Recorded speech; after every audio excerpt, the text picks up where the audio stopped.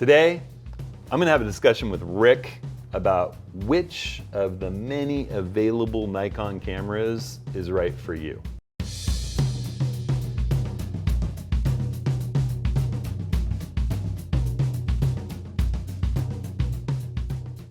Well, hey everyone, it's Hudson, and I'm lucky to have Rick here in the Printerville studio with me. Yeah, it's good to have you. A lot of Nikon gear here. We have Nikon gear strewn all around.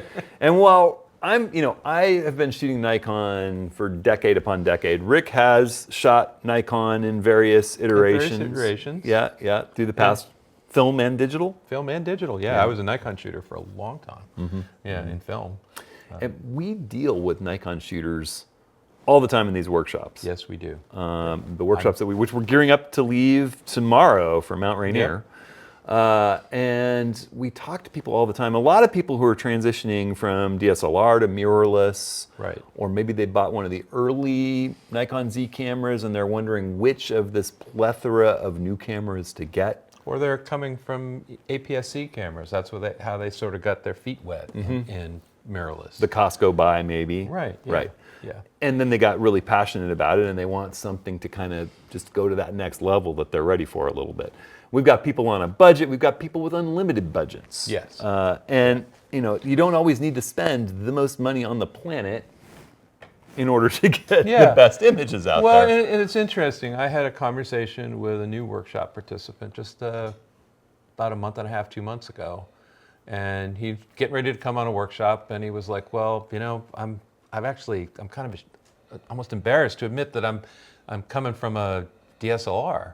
But I feel like I'm ready for mirrorless." And we had this long discussion about, all of the Z cameras. He knew we wanted to stay in the Nikon world. Right. Which Z camera was best for him.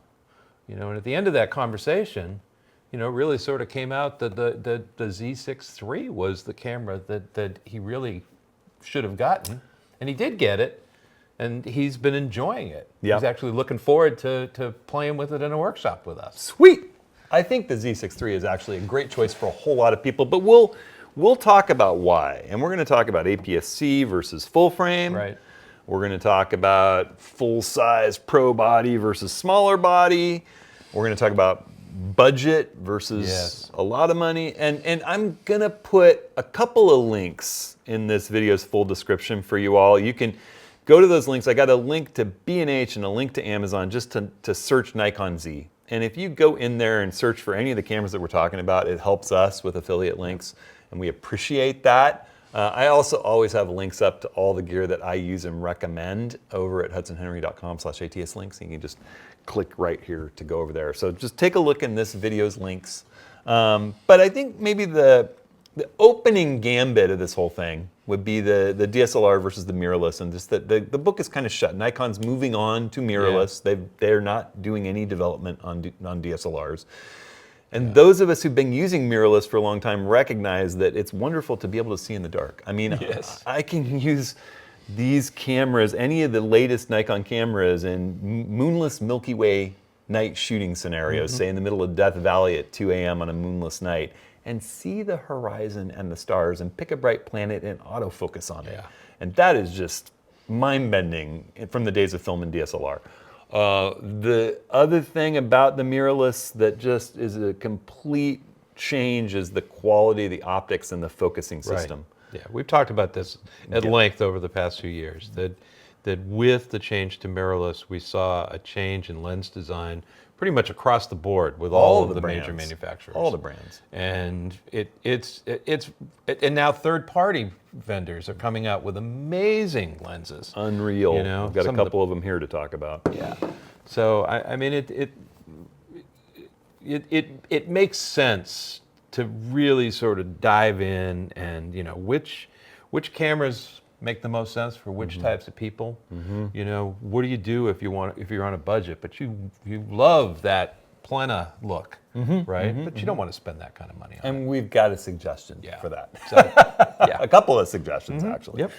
So I think maybe the first thing to say is that for a long time with the Z cameras, they really focused on the full frame development and really high-end full frame lenses, filling out that sort of prestige part of the lens roadmap.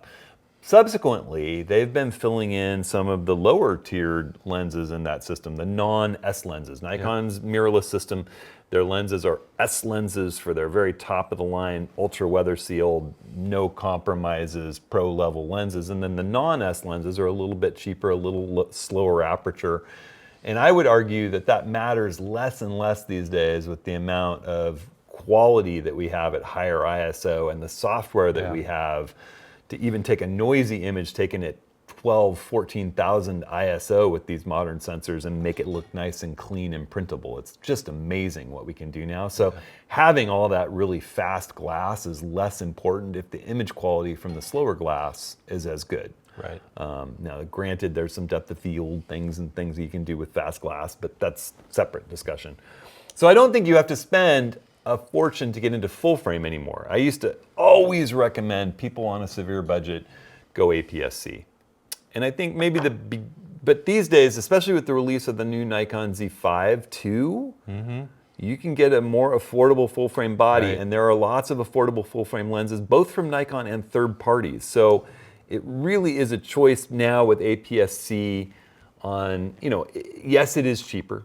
I mean, for not much more than $1,000, you can get a Z50 II and a 250 to 300, or 270, or 50 to 250 millimeter zoom lens pops out, and a 16 to 50, which gives you the equivalent because it's a 1.5 crop factor. It's as if you had a full frame camera with a 24 to 75 and a 75 to 325. Am I doing that math right? I think it's something like that. Yeah, 325. So pretty darn incredible for $1,000, and it's also a tiny pocketable system. Yes, it is a very small system. Very small system. If you're traveling and you want a lot of focal lengths, and it's got the Expeed 7 processor from the Nikon Z9, the biggest, most expensive camera, and it does unbelievable focus tracking and subject detection and you name it.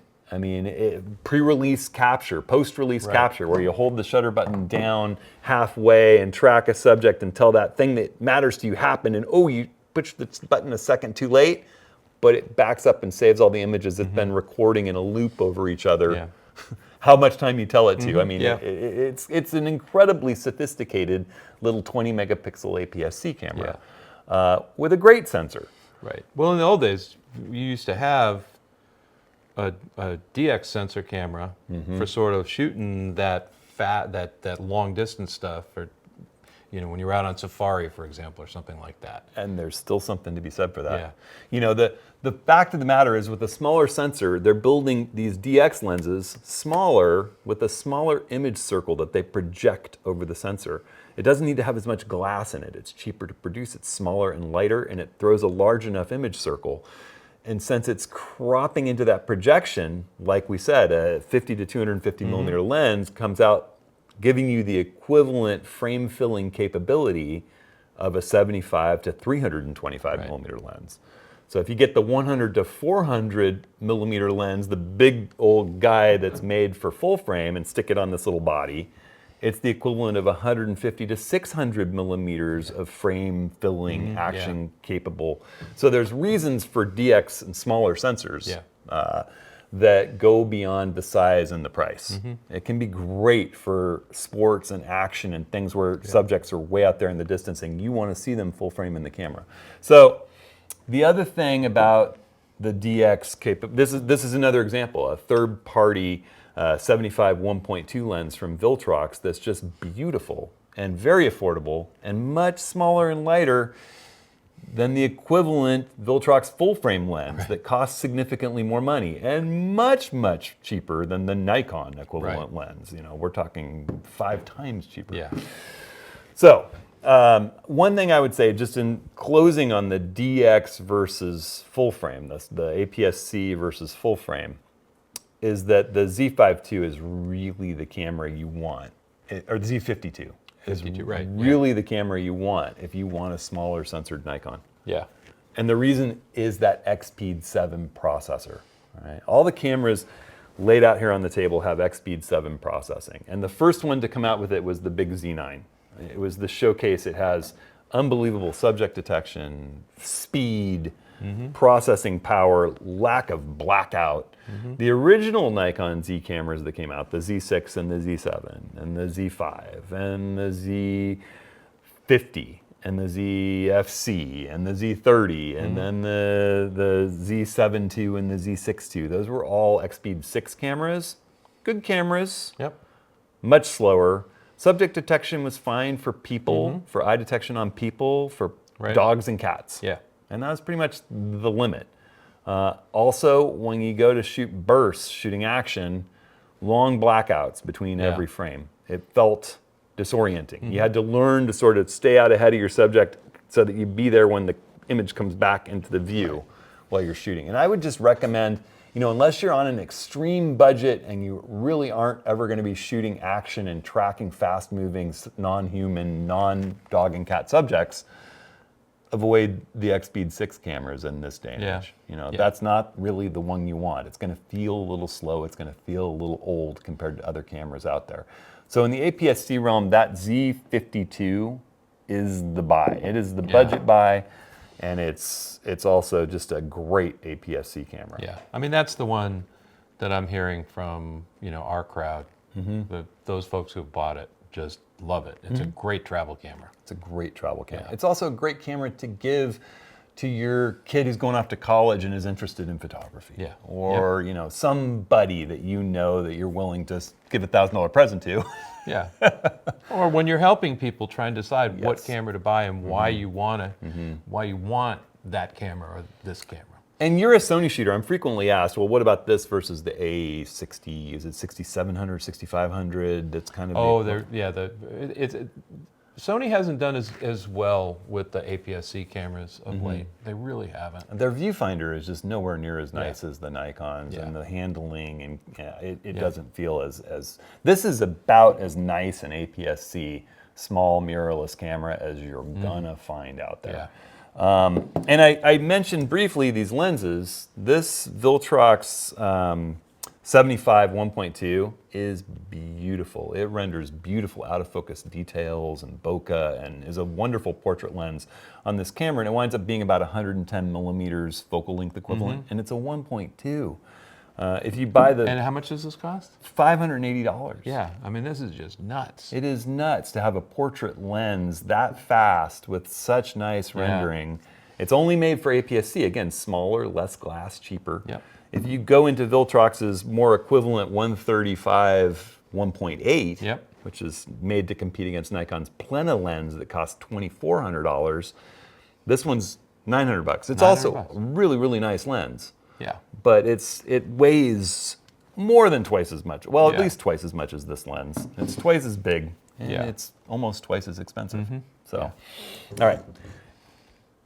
If you are still on a budget, but you really want full frame, why would you want full frame even though you're on a budget? I want resolution. I want better depth of field. ISO performance. ISO performance. Low light ISO performance. Particularly for those who are doing architecture or wide angle landscapes. It's nicer to work with a full frame camera with wide angle lenses. You know, to get that equivalent of a 14 millimeter lens on an APS-C camera, you either have to shoot a panorama or you need to shoot with a 9 millimeter lens, which has an inherently different look to it. So it's a bit of a trade-off. Like we said, the smaller sensor works great for distant subjects and filling the frame. And the full frame works better on wider angle scenes and has inherently better noise performance because the smaller the photoreceptors on the sensor, the more noise you're going to get as you amplify the signal. So that ISO, turning the ISO up, is going to generate more noise in this camera than it is in this camera and its siblings. All right.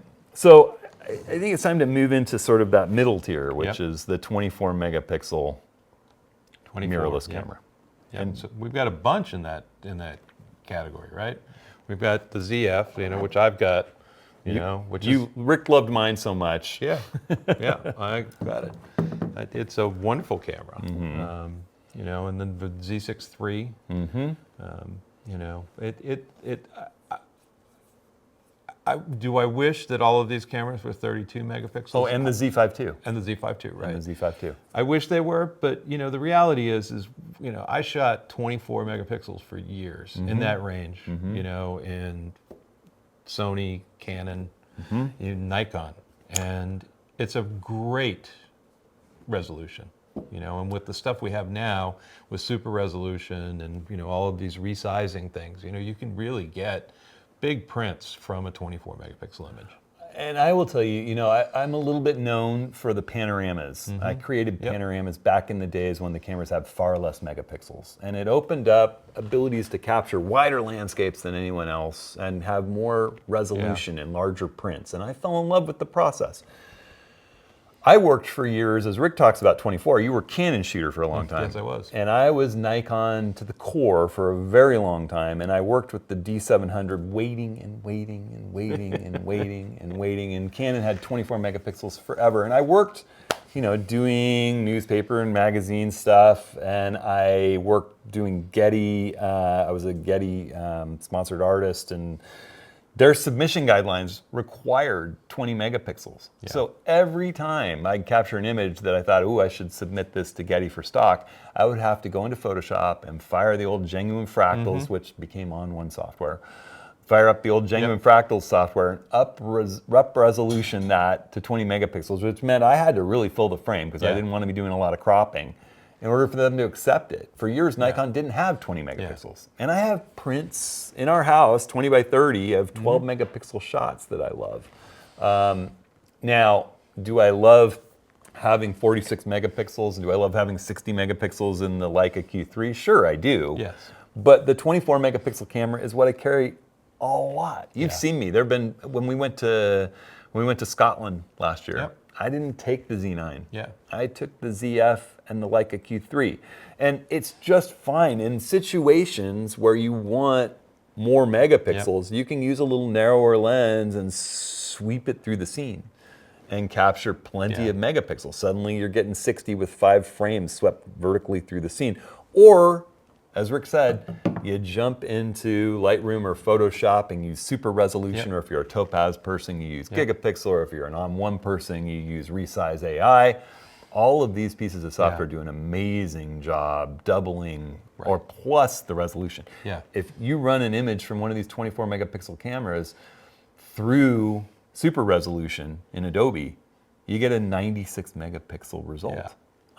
Just the same as if you did pixel shift, but I think the results are a little better quality from one single sharp frame. So I think the resolution argument is a little, it's I think 24. people get carried away. I've had a couple people talk about, going to the Z8 because they wanted more megapixels. And I to a certain degree, I understand it. Right.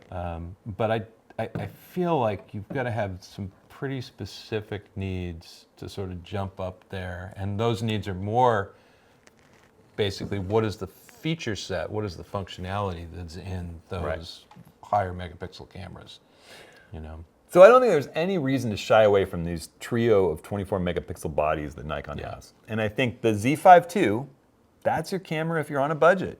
It's a great sensor. It lacks some of the crazy bells and whistles of the Z6 III simply by merit of not being a partially stacked sensor. All right. So the Z5 II and the ZF both have a non-stacked 24 megapixel, backside illuminated, high quality sensor. It's beautiful in low light. I let these things run up over 20,000 ISO without worrying about it. I can get a nice clean result, especially if I run denoise in Enhance in the Lightroom Classic panel or in Photoshop.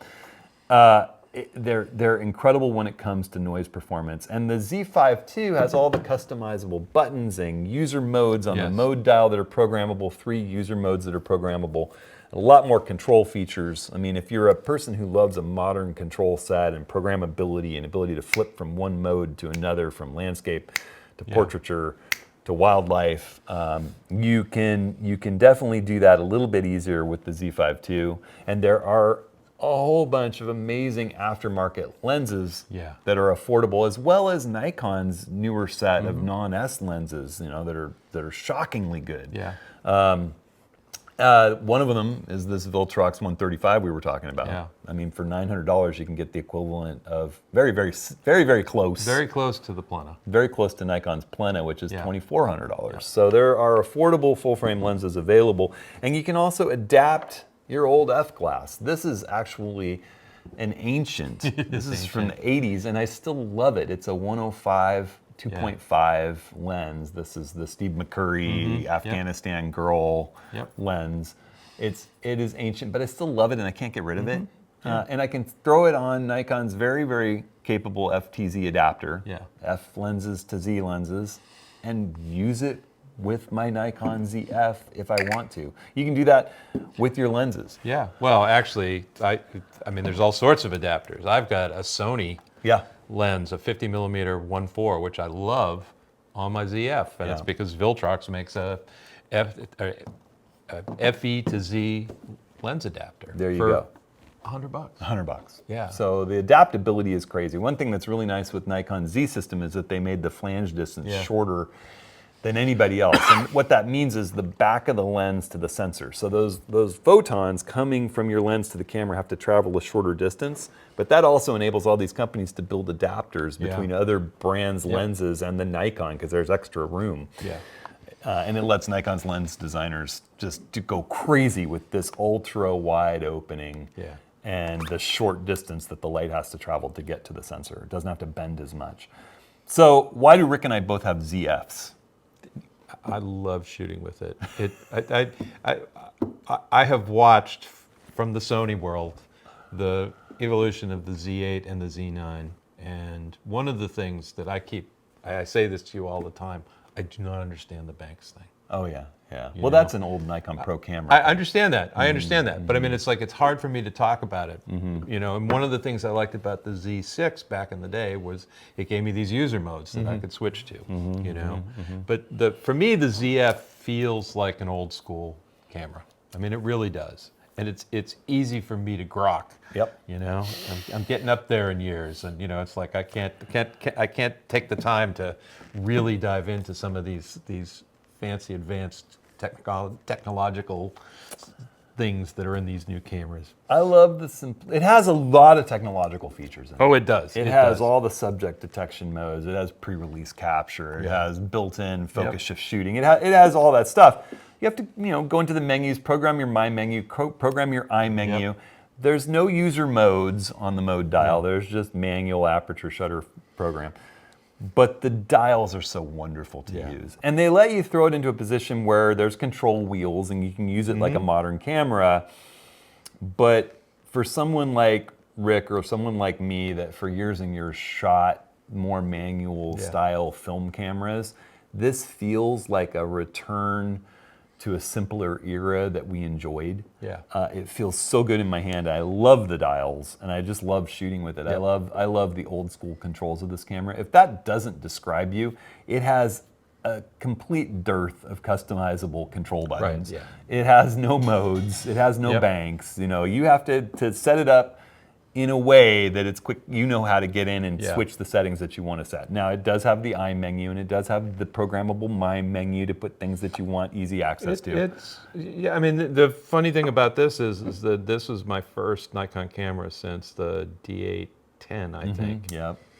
And I get it. I get it, because I remember what it was like to use that menu system back in the day. So it was a quick learning experience, sort of move up to this. But it just feels nice. It's got a really nice feel to it. Now, if you are in that middle tier and you're not just wed to the old school shooting style, and you're a person who likes to shoot action, sports, wildlife, whatever it is, dance, you name it, you want to think about the Z6 III. I think the Z6 III is sort of it's the unsung hero in the Z lineup. David Archer, who is a master photographer, loves his Z6 III. I think a lot of people, they get wowed by the Z8 and the Z9, and they look at the Z9 and it's like, oh, I'd love to have that. And then they go, well, the Z8, I get a small, it's a smaller Z9. But it's like, for so many people, that Z6 III is just like, it's the sweet spot for sort of, it's easy to use. It's got intense customability. Yeah. It's got this amazing sensor. I mean, it's tried and true. Well, it's a new derivation. Right, but it's still it's partially stacked for speed. Right. So it can really throw images off that sensor fast for a long duration. Yeah. And it can also just track, and the sensor's helping with the processing. Yeah. Which makes it just blazing fast. It's definitely an action shooter's dream 24 megapixel camera. And it has the same sort of control feature layout as the Z5 II. It just, everything works faster with it. Yeah.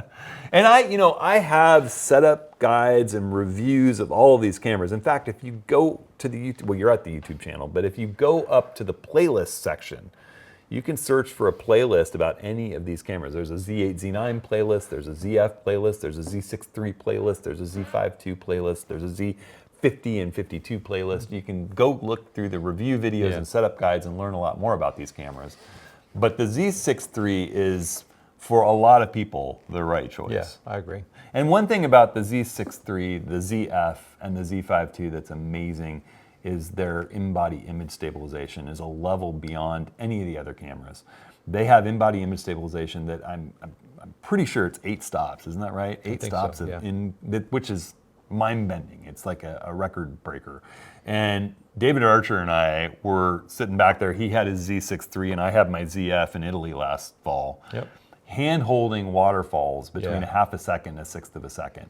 And at a half a second, you can get a number of them sharp with care. At sixth of a second, they were all sharp. Yeah. At a quarter of a second, most of them were sharp. I mean, it is just nutty. To shoot waterfalls with the beautiful blurred veil and all the rocks and trees and everything razor sharp, handheld, is kind of nuts. I had to pull you guys out of there. You were, We were geeking out on it. I can't believe it's handheld. I know. Rick's like, it's not that great a waterfall, guys. But they are special cameras, all right? And so I think that takes us through the middle tier. Okay. All right. Then that takes us on to the kind of daring final duo. And I will say, my choice, as you've heard, is the ZF. That backs up my Z9. I love this camera. I happen to have a Z8 and a Z9 in my hand right here. This is Charlie Johnson's Z8 with my 100 to 400. He loaned it to me to do the firmware 3.0 setup. Yep. And we're going to be handing it back to him when he's with us on the Mount Rainier workshop tomorrow. A fine camera, 46 megapixels. 46 megapixels, yeah. It's Lots of technology. Yep. The flagship of the Nikon lineup. And the Z9, which is almost an identical camera. Almost, yeah. Almost. Different battery, kind of a bottomless battery. I bought a spare battery for this camera, and the only times I've ever deployed it is when I'm thinking, I should probably use the spare battery too, so it's not just sitting around, And all these cameras have USB-C charging, so you can take a capable battery brick. I've got videos about that, and just plug them in between shoots while you're having lunch and top the battery off. So, I mean, gone are the days when I'd carry 6 batteries on a trip with me. I know I carry 1 spare just in case. Bigger, heavier. Yeah, I don't ever want to shoot with that. Lots of control buttons. Funny thing is, I got it, there was no Z8. If it had released simultaneously with the Z8, the thing about the Z8 and the Z9 is they are internally identical. They have slightly different firmware, they leapfrog each other. The Z8 just got some enhancements, the like pixel shift, which is not that important to me, but one thing it got that is important to me is manual focus subject detection. Which is in all the other Expeed 7 cameras except these two. So now the Z9's kind of left alone without it, sadly. Z9 will come out with a firmware that has it, undoubtedly, but they leapfrog each other. The Z8's more affordable, lighter, smaller, more compact, has a little less manual controls. And I think for a lot of people that want the action camera flagship and they're traveling, this is the one to grab. Yeah, I would agree with that. Really is. The reasons for the Z9 and the reason why I didn't get rid of mine when the Z8 came out are that it feels right with the massive, same price as a car, prime lenses. It balances right with this 400 2.8 TC, and the ability to keep that elbow down here and just be able to keep both elbows down, bracing while you're working handheld with these new amazing hand-holdable super telephotos is incredible. Plus, you get more programmable buttons. Having that third function button when I'm shooting in the jungles of Costa Rica, to just have one more thing that's right at my fingertips without moving my thumb around the back, and having more buttons. There's just more buttons, more control layouts, and a better balance with the big old glass. So for those people who are truly, you know, professional sports photographer, professional wildlife photographer, someone who's like David Archer, toting this lens around with him 4 days a week, maybe 5. This camera balances better on it. And if you've gotten used to having all the customizations that this has, and the ability to just flip vertical when you're working with a long lens like that, you grab the Z8 for your review video, I'm speaking for myself, and you play around with it for a month, leaving the Z8 on the shelf, and you go, I miss things from my Z9. And I have never in my life had the big dual-handled pro body. I was never a person to put grips on my camera. But I did fall in love with my Z9. Yes, and I will also say that there are a number of people I know who, when the Z9 came out, they bought the Z9. And then when the Z8 came out, they sold their Z9 and bought the Z8. And the reason why was weight. Yeah. And you know, Charlie Johnson is one of those people. Yeah. Charlie Johnson, I believe his son Darren has a Z9. Yeah. And Charlie bought the Z8 because he wants something smaller and lighter. Yeah. He also he didn't choose the 400 TC, despite it would not be a problem for Charlie to get the 400 TC, but he loves the size and weight of the 400 4.5, which is so much smaller and lighter. Yeah. Sometimes I see people getting, it's like, well, I have to have the biggest and the best. Right. And the question really comes down to is, what are you trying to shoot with? You know, I mean, I would almost argue that just about anyone outside of a professional photographer would be better suited with a Z8 or the Z6 III or the Z6 III. And then if they're like, you know, I am going to go out, and we see this, all of a sudden I'm into birds, right? Once you start getting into bird photography, it's a rabbit hole. Yeah, but you want the camera that's going to have all of the customization, so you can move from modes quickly, right?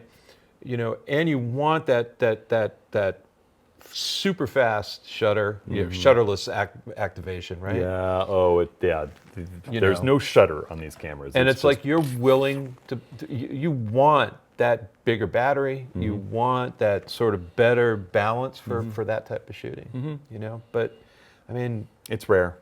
It's rare, the need for this camera. Yeah. I also see a lot of people, you know, they jump up and they get the 600 TC instead of the 400 TC because it's a bigger number, it's a bigger lens, it's more expensive. Yeah. And personally, I think the usability of this lens is just perfect. Yeah. And, you know, people argue, well, I'd have to get closer to my subject. But it's easier to get closer to your subject hand-holding than it is toting a tripod or a monopod and trying to adjust it, because that lens is not as hand-holdable as this one. Yeah. And throwing the teleconverter from you know 400 to 560 is so usable, and you can still put a 1.4 teleconverter on and get right up to 784. Yeah. That's a trio that's just a dream trio. You put a teleconverter on the 600 and then throw its converter, you're up into that, you know, over 1,000 millimeters is really difficult to atmospheric start blurring your image, you know. So, but it's funny, I mean, people do tend to buy things. They want the 2.8 zooms, even though this... That's actually one of the things that I think that the mirrorless revolution just pretty much demolished that. Yep. I still see these people, it's like, well, I've got the holy trio, the trinity of the 2.8 zooms. 2.8 zooms. And they're so big and heavy and expensive. Yeah. I mean, it's like I tell people, you know, the conversation I had with the guy about he wanted to move up from the DSLR. Right.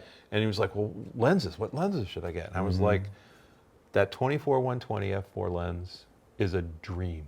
It is. It is a dream. It's wonderful on the Z6 III. It's wonderful on the ZF. You know, it's wonderful on any of these cameras. It's wonderful on the Z50 II. Right. And you know, it gives you just that much more reach. And it throws a beautiful Sunstar at f11 with really high image quality. Yeah. And it's sharp as could be corner to corner at f4. Yeah. It is as good as the 70 to 200 2.8 was in the F-mount days. Yeah. It 100% is. It just doesn't have quite as much light gathering, but we have so much better ISO. Yeah. I mean, my choice of lenses for the Nikon system that I carry all the time, my trio, is no longer the 2.8s. I have the 14 to 24 2.8 because I love ultra wide angle, and that lens is super special, and it's not that big and heavy. It's far smaller and lighter than the original. It's expensive, but it's wonderful. And then I have the 100 to 400 because as a person who loves landscapes and wildlife, this gives me more reach, and it's 2 millimeters shorter than the 70 to 200 2.8. Yeah. And it's fabulous at all of its apertures. Razor. Again, you know, I've got great ISO capabilities.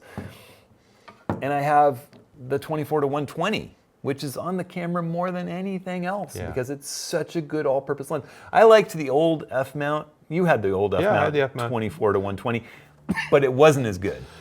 You had No, it was not. You had to stop it down to 5.6 or 6.3 to get a really sharp image edge to edge. This one is great wide open. Yeah. It's a whole nother ball game. Smaller and lighter too. That's the one where when I tell people that and they're like, really? Oh yeah. And I'm like, yes, you need I said, if you're just looking for a lens that you want on the camera all the time, that's going to give you a great focal length range and it's going to be sharp, 24 to 120 f4 is the one to get. I traveled Cuba with this lens and the Leica Q3 constantly. Yeah. You know, so there you have it. I think that's a pretty good distillation. You know. Yeah. Well, and the one thing that I think we mentioned a little bit, but you know, right now China is making amazing prime lenses. They are.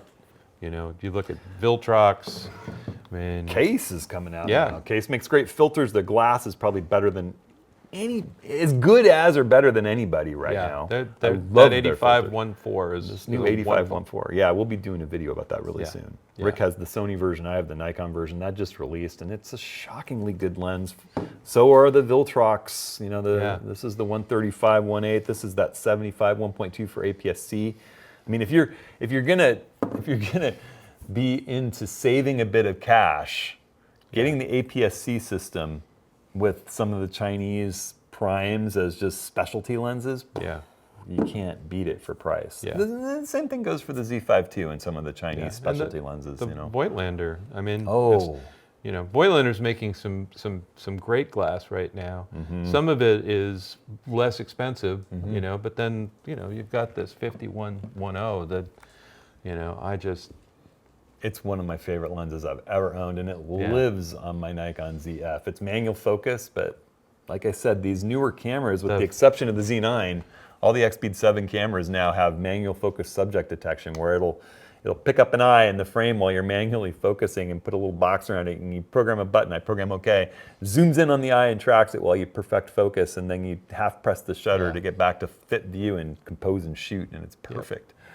And having a 1.0 lens this size is just frighteningly fun. Yep, and they're beautiful too. Oh, they are beautiful. It's not. This is a couple $1,000s. Yes, that one's an expensive lens, but it's so wonderful. All right, so there you go. That's where we think of the Nikon system. You guys want to hit us up with questions about it? Again, there's links to Amazon and B&H, which are affiliate links for us. And links to all the gear that we use and recommend in this video's description. So, thanks everybody. Thanks, Rick. Yep. All right, let's go work with some people with their gear on Mount Rainier. Yeah.